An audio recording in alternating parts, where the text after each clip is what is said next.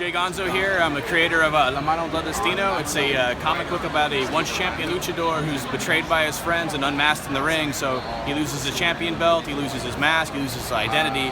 He makes a Faustian bargain with a mysterious promoter to become a different luchador, La Mano Del Destino, and gets a new mysterious power with that, but finds out real quick that there's some limitations to his bargain. And so he's trying to get himself out of the bargain, still get his revenge, but also remain the person he knows himself to be. And the whole comic happens in like this jet age, kind of swanky Mexico of the 1960s that never really existed. But the comic like looks and feels and smells like an old comic. I wanted it to be like an immersive experience, more than just a story being told. Now, we were talking a little earlier off camera about just how luchadores are portrayed in, I guess, American culture, right? Yeah. Can you speak a little bit more about that? Yeah, you know, as a kid, luchadors were my heroes. Like, I grew up in Southern California. Like, Lucha Libre was just on TV, and so I loved watching luchadors, and they're heroes. I mean, they're guys in masks and tights, and it's good versus evil. And so every time I would see a luchador in American pop culture, it was always just a little wrong, you know? Like, the luchador would like take his mask off all the time, and you'd see him barefaced all the time, or you know, they didn't even wrestle on some of the occasions. They'd be like a hitman or a detective or something like that. And I just wanted to see a luchador wrestle. I wanted to see it portrayed authentically, like I knew it when I was a kid growing up. And I kept wanting, you know, I kept saying to myself, someone needs to make a comic where the belt is important, where the wrestling is important, where the luchador you never see him without his mask on, like the old El Santo movies. I mean, El Santo played a secret agent in a movie where he still wore the mask. I mean, that's a bold move as a secret agent, where you're like, I think I figured out who El Santo is. It's the guy in the silver mask. But anyway, yeah. So I kept wanting to see a version of luchador that was more authentic to what I knew it to be, and it always fell short in American pop culture. It was always, and more importantly, like Latino culture when portrayed in American pop culture tends to be a bit of a punchline. There's a little bit of a, you know, we're shown to be a little bit like slow-witted, kind of like dim-witted. We're comic relief a lot of the times, and oh, it's hysterical how kind of dumb they all are. And so I wanted to do a comic book where I treated Lucha Libre with respect, where I treated Mexican culture with respect, and where I treated, you know, like the comic book form with respect. Because that's fascinating. I mean, me growing up, those times, my grandparents, I used to watch those Santo movies with Blue Demon and Mil Mascaras. La Mi Máscaras and all that stuff. You know, I grew up, you know, El Gato jumping from rope to rope in Mexican wrestling. So, you know, to me, it's really fascinating what you're saying, that the portrayal is way different, right?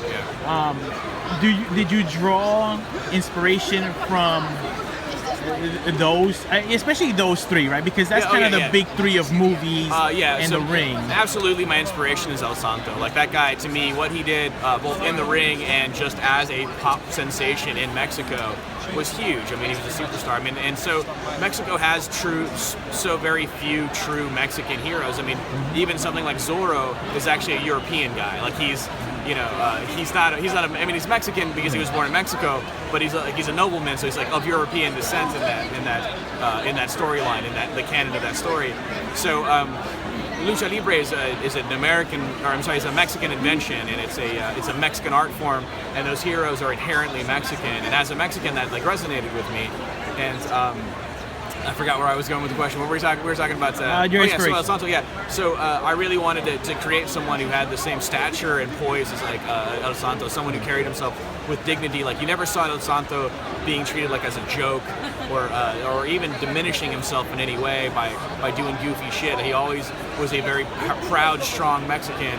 And so he's actually absolutely the mold through which I created La Mano. Like, in my head, they're kind of similarly voiced. Yeah. So. Especially, you know, what you were saying earlier about in this American culture where they take their masks off and they put it back on like it's nothing. Yeah. Like, for them, I mean, like, it was death. It's like the death of your being, right? Yeah. You unmask a luchador, a real Mexican luchador.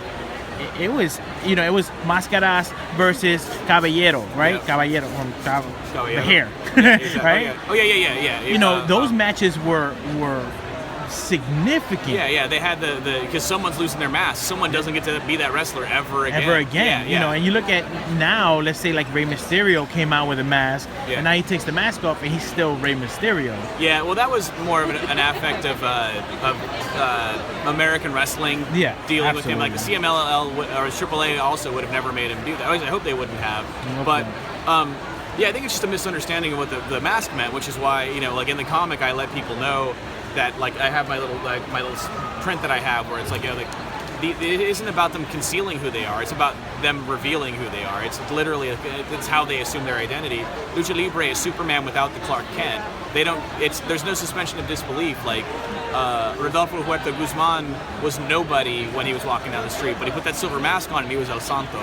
And so these are guys who sacrifice their ego to be something bigger than themselves without ever dipping back into that person that they used to be. I mean, like in American wrestling, we all know that, you know, Dwayne Johnson is The Rock and that there's a certain suspension of disbelief. Someone like Blue Demon is only Blue Demon, and when he has the mask on, because without the mask he's nothing.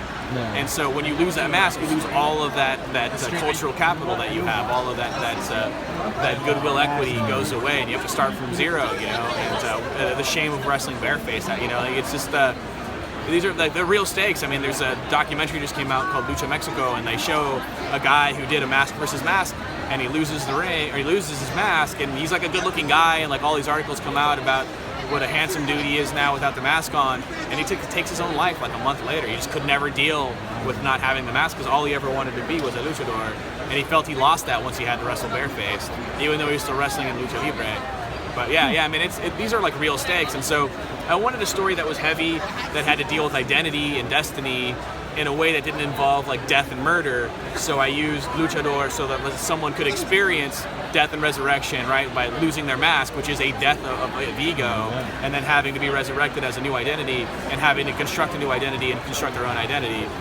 Now, their own destiny, sorry. With everything going on right now, and not to really get into politics, but do you find that because you have such a strong voice, with this being a real Mexican heritage and Mexican pride, do you find that you kind of have to sway a little bit into like popular culture now, even though you're talking about this is Mexico City 1960s? No, because I mean the pressure is there, and I have absolutely had I'm trying to think how to best say this. I've had suggestions by people who could have done something with my comic that would have anglified it in a way that I was uncomfortable with. And it was important to me that it's called La Mano Del Destino. It's not some American word with like O at the end of it so that it sounds like El Wrestler O or something. Like, I'm not doing that. Like, I'm not making it, I didn't want to make it palatable to an American audience. I wanted to make it authentic to Lucha Libre. And I've had opportunity for people who maybe wanted to do other versions of it in different media, wherein they wanted a star to play La Mano, so that he has to have the mask off at some point because you have to. And I said no. I mean, I turned down offers because if you don't get why the mask has to stay on all the time, then everything's up for debate. And now we're not even telling we're not even telling a Lucha Libre story anymore. So I'm like, if you want to make that kind of movie, like, or TV show, go do it. That's fine, because it's not Lucha Libre. I'll continue to do the authentic thing. And I mean, I wanted something that like was so authentic that people smell authenticity. You know, if I start trying to anglify it in a way that appeals to a broader audience, it's going to be too Anglo for Mexicans to dig it, and it's going to be way too Mexican for Anglos to dig it. So I'm going to stick to my lane, what I know well, and the people who are responding to it, my fan base, I love those guys because they get that I'm doing it right, and I get thanked by Lucha Libre fans and by wrestling fans left and right because I'm doing wrestling right, and I really try hard. Like, it's not like I don't pretend to have like the market cornered. I really research it. I'm trying my best to do it right because I don't want those guys to hate me. And if it's not accessible enough for Anglo America, I kind of don't care. You know. So where can they find you, and where can they find your work? Where can they pick up the best thing the best thing you can do is just go to castleandkeypublications.com, and there's links to my social media there, so you can follow me there. Really good about responding to everything that I deal with social media wise. And if you want to buy issues and what have you, there is a store there.